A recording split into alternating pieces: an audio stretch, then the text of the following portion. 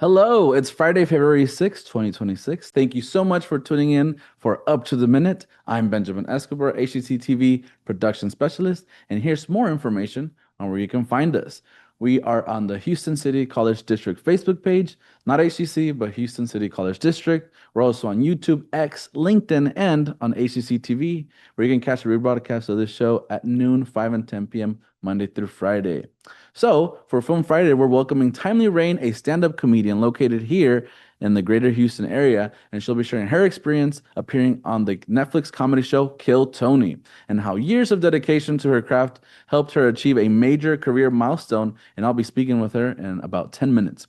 But first, we're speaking to Mark Gonzales, president of Aleaf Anime Village Club, and he shares more information about what students can look forward to this semester, including their upcoming Valentine's Day event, because that's very important. So, welcome to the show, Mark. Thank you for having me. Yes, of course. We're going to talk about that Valentine's Day stuff because a lot of people, they're in love. We like to be lovebirds, and it makes us feel so good and warm inside. So, what can members expect from the Valentine's Day party? And why did the club choose activities like a romance anime tier list and watching episode one of Kaguya-sama: Love is War? So tier list is always a fun way to gauge what people like about anime, learning about other club members, like because there's animation, there's characters, there's story, there's so many things that go into anime, and there's plenty of things for us to learn about each other while we rank these series together, and like of course likes and dislikes. And then Kaguya-sama: Love is War is just a fun, complex series. It's like the bridge between a battle anime and a romance, so that it's just kind of the perfect thing for anyone who's interested to watch. Awesome, awesome. That's good to hear. And how does game day capture that slice of life anime feeling, and what kinds of activities help members connect with each other? So game day in many slice of life animes, you can't have like a battle to progress the plot. They have to like play a game or Mm-hmm. like talk to each other. And then game day gives people plenty of time to learn about each other and have friendly competition. And yeah. Oh, awesome. And so, would you call yourself an expert on anime? Would you say and all that stuff? Mm, I know slightly more than the average person, probably. Okay. Yeah, because I always wanted to get into anime, but what would you say would be like a series that, if somebody's trying to get into anime that they could watch and they're like, oh, this is totally like one for like all audiences, I guess you could say.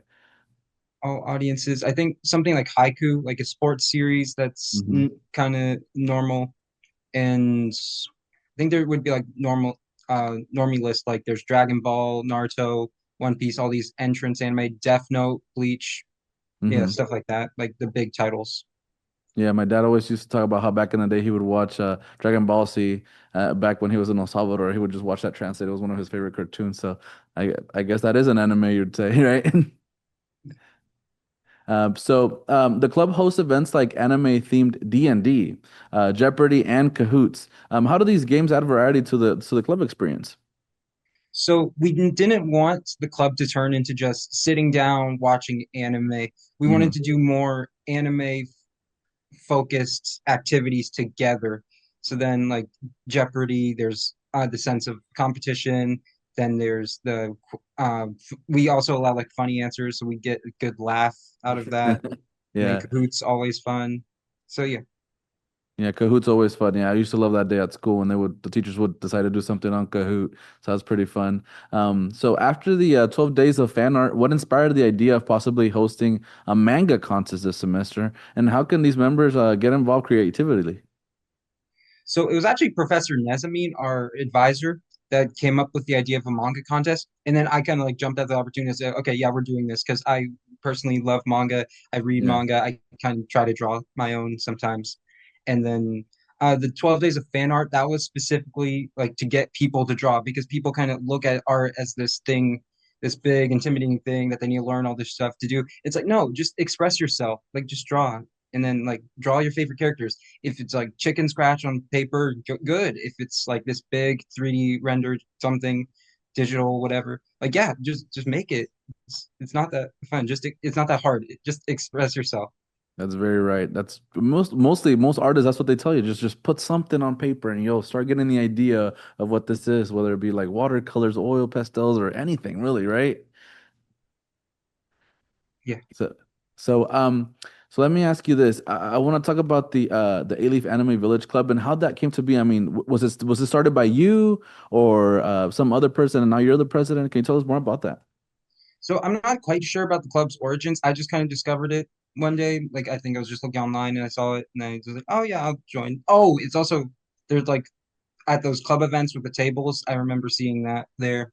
And then yeah, but then I do know it's been around for a while because on our Instagram there was one post where it's like where one guy's like, "Oh, I know none of y'all know me, but I'm so happy for y'all to keep the club up." So I assume it's been here for a good few years. Oh wow, wow. Okay, that's good. And what makes events like the March 19th Pizza Watch Party a great entry point for new members or people who just want a relaxed anime night? I feel like that's a good idea to do for folks who love anime and who want to. Some people just watch it at home alone, right? And so I think it's a better idea to just watch it together. Maybe y'all can react and talk about the episode y'all watch, right? Yeah. So in this case, it's like the club kind of targets the students that aren't too active socially. So it's like we're kind of like the people that like go to school, do their work, go home. And then it's like this is kind of like a good bridge because anime is just kind of a popular thing. Most people watch it. And then like yeah, they could just come in, get a slice of pizza, maybe just leave afterwards. Like we don't care. Like it just show up, RSVP. And yeah. And not only do y'all do stuff at the regular meetings, but you also do stuff outside of the club, like conventions like Anime Matsuri, which is one of the big ones here in town. Yeah. So each summer we get these free passes to go. And yeah, we just kind of divvy up with our members. We usually get about 30. And then we kind of, if one person could go one day, we give them the pass and then they'll pass it to someone else to go like the Saturday. And then we always try to keep our club posted on whenever there's conventions going on. And yeah, Do you also do Comic Palooza? Because I know we do that one here too. yes. Last year, the last spring semester, we had a collab with Comic Palooza and we were watching Kaiju number 8 in the auditorium of the West Loop campus. Hmm. And yeah, they had like a few prizes, a little raffle, and yeah, it was fun. Okay, awesome. And Mark, do you want to share with us how people can find y'all guys on social media, or whether it be an email or something that you could share with us? I'm somebody who's just watching this right now and is very interested in joining the club. We do have of course Eagle Engage, very easy place to find us, and then we do have an Instagram. I think it should just be a Leaf Anime Village. I'm not too sure honestly. And then I think oh yeah, and then I know like if you're at the A Leaf campus, there should be a little QR code in the library, like wherever where all the manga is. So yeah. Mhm. Okay, awesome. And don't worry about the Instagram. We'll have that posted on our post after the show. So people can just click on the link there and they'll be able to find you guys. Well, thank you so much, Mark Gonzales, president of Aleaf Anime Village Club. And we'll share all of your club's information, like I said, on our post after the show. Thank you so much for coming on, bro. Thank you for having me. Yeah. All right. Up next, after a quick commercial break, I will talk to Timely Rain. So stay tuned. For over 50 years, HCC has been here for you. Affordable, accessible, focused on your success. This is your college, growing, evolving, expanding with you. More bachelor's degrees, stronger workforce training, online learning with global reach. A new name, the same mission, bigger vision. Houston City College, local focus, global reach. Register now at hccs.edu. Our individual voices are powerful, but not everything has a voice. Let us be a voice to the voiceless. It's time to speak up for nature. Poison Help is a free 24/7 hotline that answers all of your poison questions in over 100 languages. Hello? Poison Help? Hello? When poison happens, we're here for you. Just call Poison Help, 1-800-222-1222.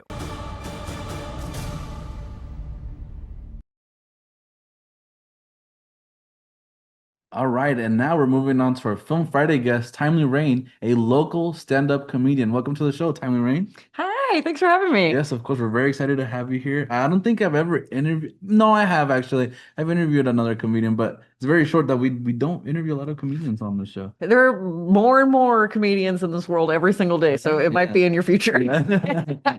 Well, let's start off with what was it like finally getting pulled on Kill Tony after getting signed up for being signed up or after signing up for years and having it happen twice in 1 week. It was crazy. I've been signing up for Kill Tony for like 2.5 years. It's been going on for a long time, but they moved to Austin, I don't know, several years ago. And when they did, a few of my friends started going, and I was like, I guess I'll try. And at first, I was like, okay, I hope I get pulled.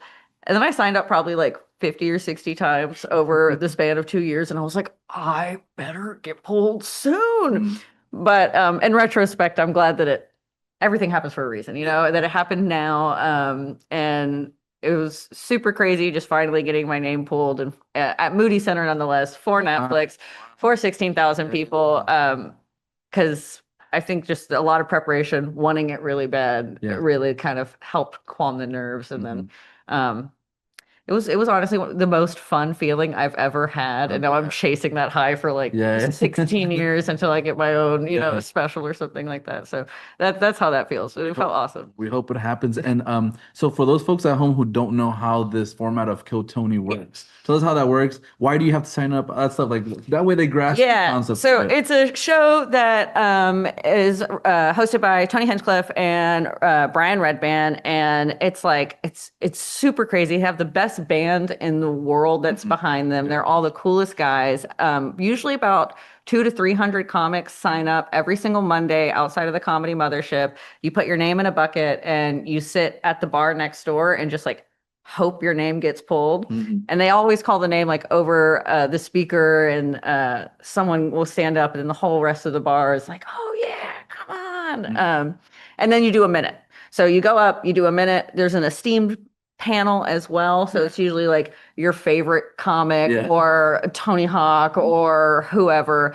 And you have to do a minute of comedy and hope to kill Tony, make him laugh. And if he likes you, he'll let you know. And if he doesn't like you, he'll let you know. So it was a really fun opportunity, because I was just totally ready for them to tear me apart, and they didn't. And I was like, oh, I didn't plan for this one. So that was really fun. That's great. A minute though. That must be nerve-wracking, huh? Because you're like, what bit of minute from my set do I grab? Or it's hard, especially sometimes you find the longer you've been doing comedy, the harder it is to do a minute. And people love to dog on oh, I can be funny in a minute. I'm like, let me see it. Because it is hard. It's a totally other ball game, making someone laugh for an hour in a special versus you get 60 seconds to introduce them to who you are, set up, punchline, and hopefully get that laugh. So my goal going in was just do as many of my short jokes as I possibly could. So all my little one-liners, and I think it worked out that way. I have some longer jokes, but I think it was good just going in and being let's see how many I can get out. Yeah, awesome. And so I didn't know this, but HSPVA, you started doing improv there before moving up into stand-up. How did that background shape the way you perform on stage? Oh, I think I'm a theater nerd from a mile away. You can spot it. HSPVA, I went for theater. I auditioned for dance, and I auditioned for theater. So I like to imagine what the dance tree would have happened. But I'm so glad that I went for theater. We had so much training packed into 4 years. It was like a conservatory program at a college. We were doing 6 hours of art every single day on top of 4 hours of academics. And so we were taking technical theater, we were taking improv, we were taking musical theater classes, and all of that prepares you for being on stage, and it prepares you for being off stage as well. So I think I've always had a little bit of a leg up towards some of my other peers when it comes to being in a room, because I've always been in an audition room. They say your audition starts when you walk in the door. And so I think that's always something that's on my mind and has helped me more. And then also just being comfortable with being stupid on stage, being silly. And I always say my really good friend, Sarah Pandey, told me, he's like, one person doing something stupid is stupid, but two people doing something stupid is art. Oh. Well, if you're doing stand up, it's only you. So you got to find, you're like, okay, the audience is the other person. Let's do it together. Yeah. Yeah. And so tell me how this happened. So originally you made the decision to leave a full-time management job to focus on comedy. How was that transition? And was it scary to commit at that? Yeah, it was super scary. For one whole year, I was just doing open mics, and I was still a restaurant manager for like really tiny, wonderfully family-owned restaurants in Houston. And I really wanted to focus on comedy, but I couldn't get nights off. And so I kind of had this big decision where I was like, I can quit my health insurance and, my salary paycheck that never changed, for something that was a lot more fleeting and unstable. But as soon as I did that, I felt like the world opened up, and I was like rewarded for making that decision, by being like booked a whole lot more and getting some really opportunities. Didn't pay anything, but it paid in soul food. You know what I mean? Yeah, and I love hearing these stories from folks like you, that because it inspires people really, because it's a hard journey, I want to say, from what I've heard from other folks, and wanting to do this for a living, and I think it's just amazing. I think it's right. Thank you. I've been hearing, especially being in this community, everyone's kind of always either about to make it or we're making it. It's this constant feeling of it's an overnight success takes 10 years, as I've heard recently from a lot of my friends. And it is really fun watching people who've been working like day in and day out for 10 years, like suddenly get the comeuppance they deserve, and everyone being like, oh my God, it happened overnight. And it's like, no, it happened over 10 You're very years. right, because you look at it, at some of these comedians who are like established names and everything. You look at their timeline, and it's like it was like 10 years ago they were starting to do open mics and stuff like that. And it is true about that 10 years thing. So you've produced and hosted multiple shows around Houston. How did running your own shows change your growth as a comedian? Oh my goodness. I don't run any shows. I'm taking a little bit of a break. Actually, that's not true. I run, yeah, I'm always busy. No, that's not true. I run a weekly show still, but I used to run open mics, and running an open mic was so special to me, because you open a list to anybody and everybody. And I only say no if you've come up once and then messed it up, and then I'm like, you can't. But anyone's first time, I would love to see. And I think just being a part of the community, I've watched more comedy than any person probably should at this point. And I think that has helped me and shaped me more than any other kind of thing that I can do, whether that's, improv or write or whatever. But watching open mic comedy every day for 4 years. Some people are like, well, you don't want to watch it, and if it's bad or if it's good. But I think you can learn from anything. Yeah. And what goes into curating the secret show each week and keeping it fresh for audiences?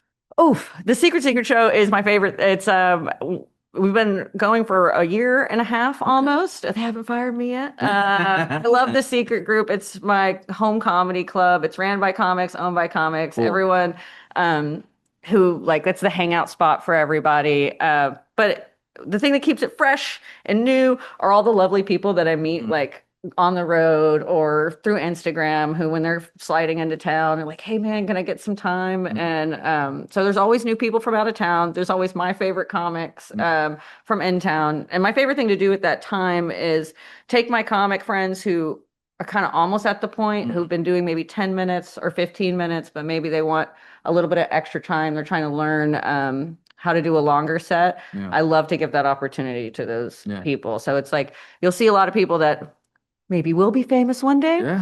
And then also too, we have a couple famous drop-ins that I'm not allowed to say, which is why it's called the Secret Show. So, wow! So we have a good time. So if you want to go to the Secret Club, you gotta. How does every Sunday? It's Eventbrite is where we have our thing. It's only $10. It's very cheap. I love to keep art accessible, so it's always $10, whether there's a famous guy or a homeless guy on stage. But it's usually the same person. But yeah, Eventbrite, you can find us all. And I think the Secret Group website. Okay. And we'll post it on our post after the show. That way folks can click on that, just maybe somebody drops by, they can come just listen to some great comedy that's happening in town, right? Yeah, absolutely. Yeah, and so you and your partner tour together and perform in a wide range of venues. I mean, what do you enjoy most about being on the road? Because I feel like some folks wouldn't. Yeah. That's not their cup of tea. It would be mine, I'd say. You like I like being on the road, man. I'm leaving today. Say I'm going to Denver today. I love doing comedy in Denver too. They have a great comedy scene there. Being on the road I'm like a free spirit. I don't want to do the same thing kind of every single day. And that's why I love one of the reasons I love comedy so much. But getting to be on the road, like with my boyfriend driving 7 hours, we drove from like Pensacola to Tampa and then back, which was 7 hours there and back for a little show. But it makes it fun because it's like you worked really hard to kind of get to your destination, like physically, whether you drove or plane or whatever.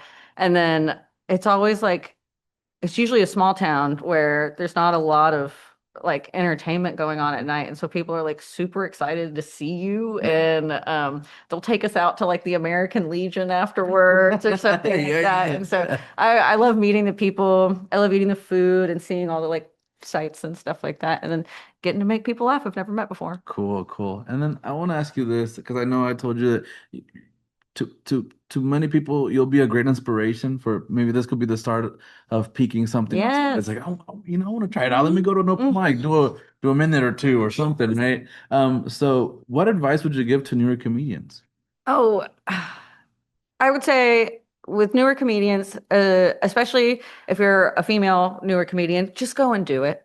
Just go and do it because it sounds scary and it's big, but once you get up there and you get a laugh, it feels awesome. And then it also feels kind of like, oh, that was it. That's all I was freaking out about. So just face that fear, get on stage, bring a friend, and then write everything down. And don't listen to anyone else who tells you that you're not funny or a certain way to do things. Just do it your own way. This the thing about comedy. There's no rules. Yeah, really. No rules. There's like different genres of comedy too. So somebody might not like that type of comedy, then somebody else will. And with the internet now, you can find your people anywhere. Yes. You can do weird comedy, you can do scary comedy, you could even like bring your dog on stage or your guitar, whatever it is that makes you feel good. So awesome. Well, thank you so much, Hannah Rain, stand-up comedian, and we'll have all of your info on our post after show. Thank you so much for coming on. This was a great interview, honestly. Thank you so much. Of course. Yes, you too. All right. So coming up after a quick commercial break, I will return with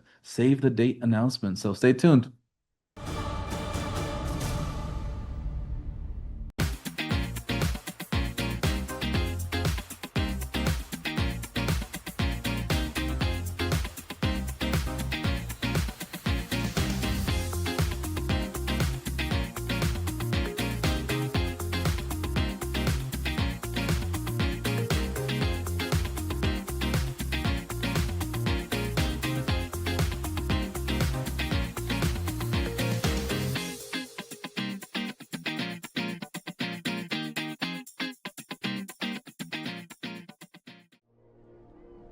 Our individual voices are powerful, but not everything has a voice.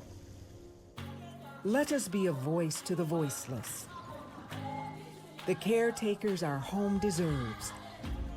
If there's one thing we've learned, it's that when we all come together, the sky is the limit.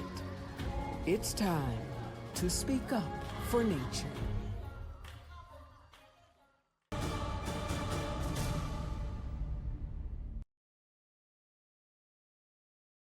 All right, we are back with some announcements for you, and starting off with HCC, the Sweet Love of February event. Student Life is treating HCC students to a taste of tradition with a selection of historical sweets to enjoy.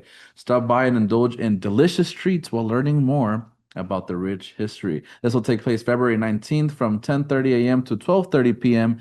at the HCC North Forest campus, which is located at 6010 Little York Road. And next up, we have the HCC SGA Lunar New Year event. HCC Student Government Association invites students to celebrate Lunar New Year by learning about the holiday's cultural significance and creating traditional paper lanterns. This year's celebration highlights the Year of the Horse and connects an engaging hands-on experience for students to learn and connect. This will take place February 18th from 11 a.m. to 1 p.m. at the HCC Eastside campus SLC lobby.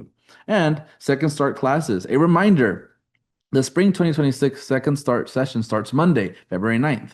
This provides students a fresh opportunity to enroll, stay on track, or add an extra course this semester. Second Start offers accelerated classes designed to help students earn credit in shorter time frame while continuing progress towards their academic goals. So there's no excuse. If you want to take an extra class, you might as well add it now. Start date is February 9th. So for more information, a link will be on our post.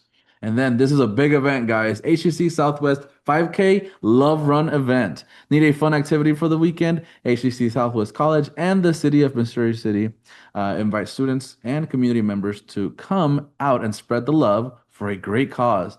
Join us for a day of fun, connection, and giving back because a little love goes a long way. This will take place tomorrow, February 7th from 8 a.m. to 11 a.m. at the HCC Missouri City campus, which is located at 1600 Texas Parkway.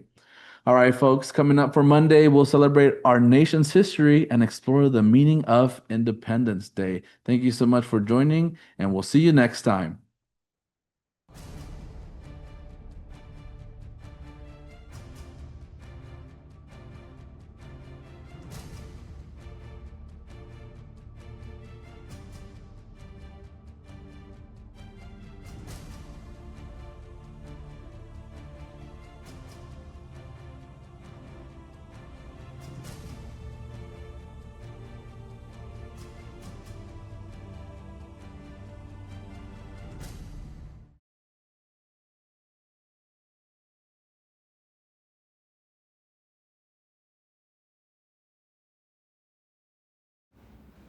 Three. Charlie, Four. you're gonna be late.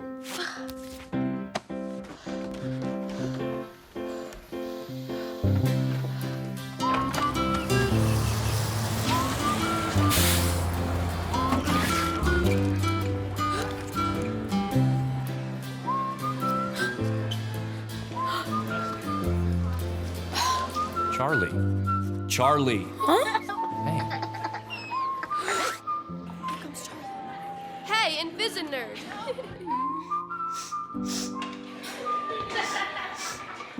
Wait!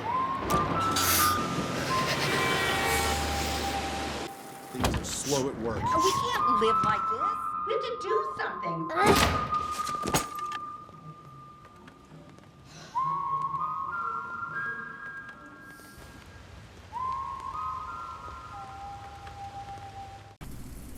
When you're given a childhood cancer diagnosis, hope is lacking. But coming to St. Jude, they were my foundation for getting my hope back. So we have to continue funding St. Jude because if it weren't for the donors, my daughter may not have made it to her second birthday. Now she can show everybody else what true strength is.